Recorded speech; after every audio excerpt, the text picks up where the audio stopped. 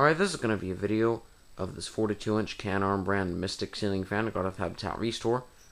I got it because I volunteered there, and what I do for them is clean up and fix fans and lighting they receive better donation, make them more presentable and none better than they originally were. Anyway, this particular model of Canarm fan was exclusively sold at a local store called Canadian Tire, which is basically an automotive/home improvement center. When it was first released back in the late 90s, it was actually, for an economy fan, not too bad quality.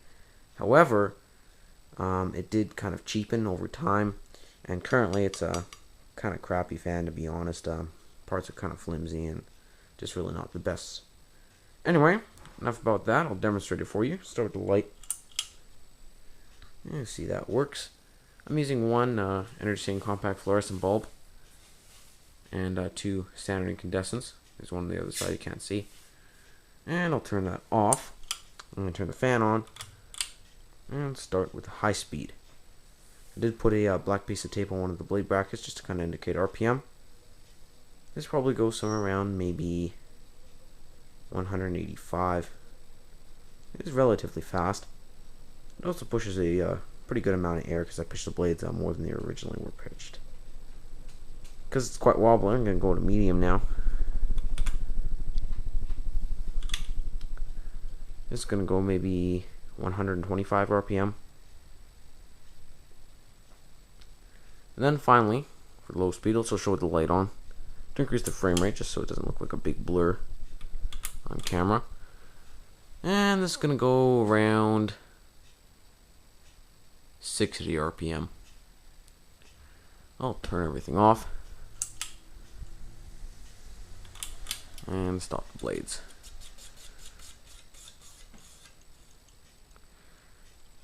Now I'm going to talk about some general information on the fan. It did actually have a blade that was really badly bent and causing it to wobble a lot more than it did just previously. So I bent that back, and of course now it performs better and is more stable. Another thing is, for whatever reason, the inside of these spotlights are quite yellowed. I assume someone just kept the lights on a lot on this fan, because there's no obvious signs of bulbs being too high of a wattage, because this plexiglass on top is not melted like I've seen on some of these, but just very yellowed. Kind of interesting, actually. One thing is the fan does have kind of like a worn out look to it. Some of the white parts are kind of turning yellow, especially around the spotlights, and yeah, it definitely doesn't look as good as it did back when it was new in 2003.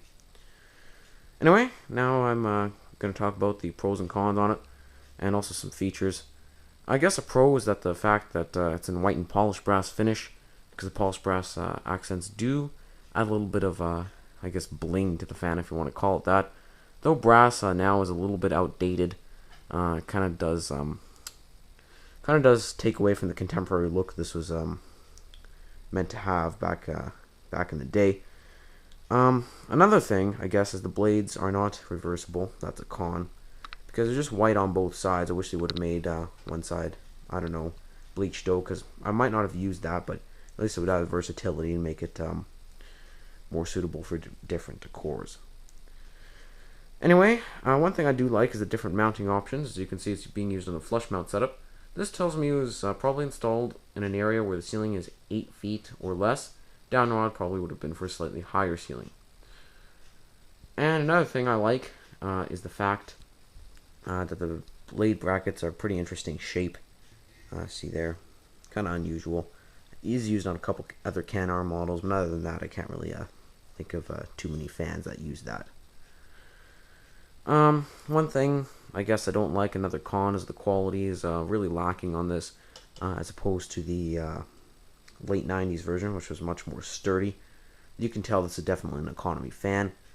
Not to mention the fact that, like I was saying, it just has a very worn out look to it, kind of yellowed, even though it doesn't look bad. It isn't as presentable as, let's say, when it was new. Overall, I'd probably have to give it 3 stars. You know, make that 2.5. It just, not even the quality, just the fact that it hasn't aged well. So, thank you for watching. I hope you enjoyed the video, and there's lots more to come.